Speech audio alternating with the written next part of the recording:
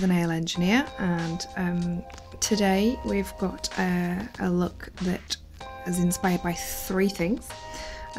Firstly, the acquisition of a new gel bottle ink colour of a 7-3, which I bought to do like baby boomers and a soft French look. And the third thing that I was inspired by, there's K-Nail Tech, Annie Sarah Collins, and she does these amazing hand detailed mandalas, as does Helen Nails _Yeg on Instagram. I'll put links below anyway, but they really inspired me, just like the level of detail that they did. And I did like a remake of one of Helen Nails, her manis. Like, I was so pleased with myself that I'd managed to recreate this complex look, but I was also kind of a bit disappointed in myself that I'd done stamping and I hadn't done freehand like she did. So all of that combined has inspired me to have a go at mandalaing, and given my little quilted Chanel style nail there with a little bit of Caviar, which we've got also on the sweary finger, along with a couple of little pearl gems, I decided, well, it's kind of like Chanel and it's kind of mandala, and I thought, why don't I call it Coco Mandalamoiselle? Yeah, alright, cheesy. Anywho, I'm going to show you how to get this look done, and as always, I always use my non-dom hand first. I'm right-handed, so I've done this one with my left hand, so I'm hoping that this hand will turn out a little bit better, but we'll see. Anyway, so I'm kind of like prepped up, and what I've done, if I just talk you through it, I'm going to kind of switch it up a little bit. So I'm going to put this glitter tip on my ring finger on this hand, because this is my right hand and I can't really afford to have like a chunky kind of finger if I can avoid it. And I'm going to do this as thin as I can, this full glitter nail on my pointer. And I'm going to have my mandala here, and I'm going to have my French with my gems on my thumb, just so that it won't like get in my way as much as it would if I had it on my middle finger. So next up, we're going to do the mandala nail. All I'm going to do is I'm going to start with a dot in the centre, and I found when I did my thumb that this kind of like made it easy to have like a central point around which I could work. And then from that dot, I'm just going to draw a little rainbow. Wherever I end up on the other side, that's where I'm going to begin on this side, and then just try and join them up. And then don't worry if it doesn't kind of join up perfectly, because you can always go back in and add a little bit more. And then at this point, I'm going to flash cure just for 10 seconds. And now I'm going to do my little spokes. It's like a bicycle wheel. And I've just got 2 lines either side of the centre. And I'm going to have to watch this for like going out of focus.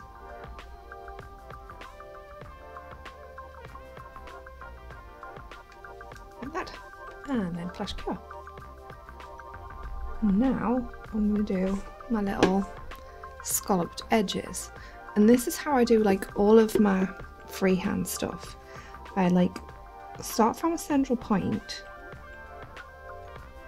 and then kind of radiate out from it, and start from a central point and like a simple shape as well kind of helps, because if you do something too complex, it can be really difficult to like replicate it. And then I'm going to move on to a dotting tool for my next bit, as well as kind of starting from a central point with something simple and then like complicating it as you kind of move out and doing something on one side and then repeating it on the other, like I've done here with my little scalloped edges. Another good thing to do is to do dots, because you can put them down fairly precisely and then connect the dots basically. So what I want to do is around about here I want to put a central dot, and that one needs to be a bit bigger than the other two, and I want to position them so that they kind of correlate with these spokes coming out. And can you see how that one is a bit skewy? Don't worry about that. You can literally, because you've buffed it, just take a cotton bud, just a dry cotton bud, just sweep it away, and then go in again and try and get a better position. And then all I'm going to do with these dots is just with minimal product on my brush, just kind of drag down from them. And be steady, otherwise it'll end up looking like sperm if it has a wiggly tail. Oh, nearly ended up with sperm on my finger. Maybe not for the first time. So, and I've done my final two right at the edges. So here comes the trickiest part, and the trickiest part is putting in this detail, this kind of like outline. So what I really want to do is just give myself a little kind of pointer just there, if you can see it. Yeah, just a little starting point.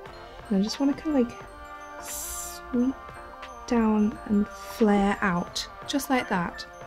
And I'm thinking, you know, kind of like Eastern Promise, Taj Mahal-y type kind of shapes when I'm doing it. So here comes the cold water. I've got to do it again. And this is the part that really messes me up. Getting this second line in. Getting it to look like the other line. See, that doesn't look anything like the other line. Not to worry. Just careful. And the problem is, I put my finger on the side, it's great for getting a good position, but it's not great for being able to see where I'm going. So I'm going to try to bring it up the other way this time. Yeah, and that seems to have worked a bit better for me now. Sometimes I find it hard to go from space and then join up to a point. So I try and avoid it where possible. I generally try and like start up where I've already got like a starting point and then go into space, if that makes sense. But in that case, I think I probably kind of nailed it. And then on this side, on the sides, I'm just going to put these details in, and literally all this is just me using a dotting tool and just dot dot dot dot dot dot around the outside. It's really, really easy. So I'm going to do that off camera, because otherwise this is going to be such a long video, and you really don't want like a recipe for a mandala. It should be something that comes from in you, because it should be like almost like an act of relaxation or meditation, and not wishing to be too mindful, because I'm not really into all the hippy dippy shite. But it is like, it's like a personal thing. Your mandala should be whatever you want it to be, and should have things in it that you like. Maybe a bit of dream catcher, maybe a bit of lace. You know, I'm not an expert on it. This is the second time that I've painted a one freehand on my fingers. But I certainly do enjoy doing it, and I think I will after this do a lot more. And I would encourage you to do it too. And just, you know, take elements of mandalas that you see, but don't copy them outright. It should be your thing. It should be your baby. I've done all my little dots around and about, above, at the top, and below, just here, and then about 1, 2, 3. And now I'm going to do like the little kind of like leaf things, veins. Yeah, that's what they're called. So, and this is just a dot, and then swipe. Just like before. That's all it is. And then if you're happy with it, flash cure it. While I was off camera, I did the other side, and I did put just the tiniest little one in there, just so that it was symmetrical. I know that relaxation is not really supposed to be about precision, but I'm a little bit Rain Man, and when things are even, it kind of makes me feel better. So I know it's sad. So what I'm going to do is I'm going to put my central points on now before I do my little heart things, just because it gives you that kind of boundary to work within, and I like that when I'm doing like whirly swirly stuff. So you put your biggest dot down first, and then you've got less product to do the two smaller ones. If you have a look on my thumb, if it will focus. Can I focus you with my chin? Yeah, actually I can use my chin to focus.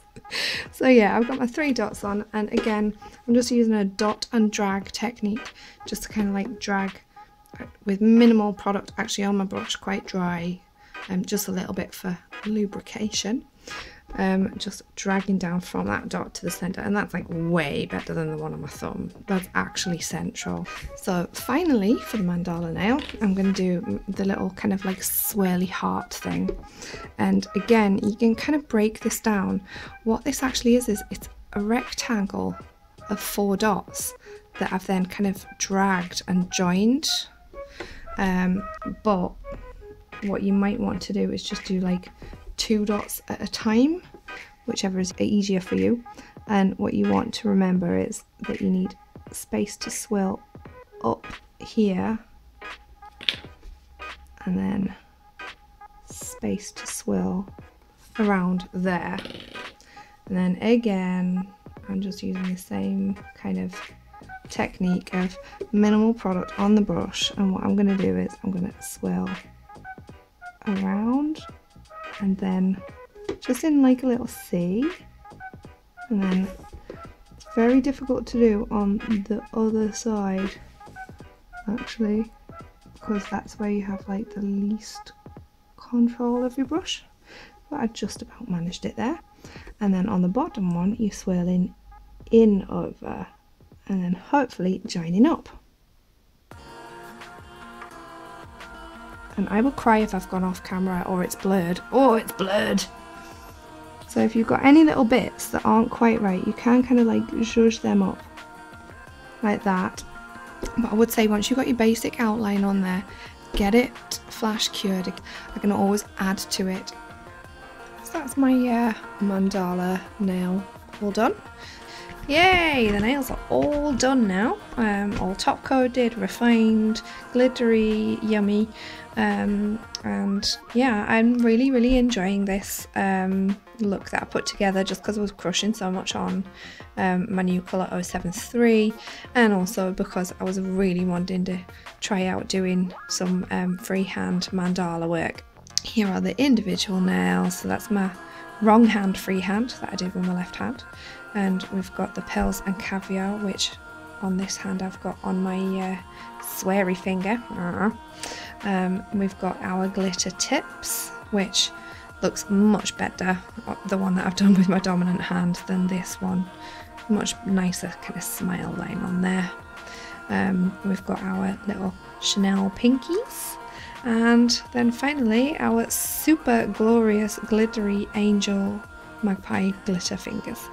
So yes, this is my Coco Mandalamoiselle mani. I hope you enjoyed it. Thank you very much for watching, and I will see you next time.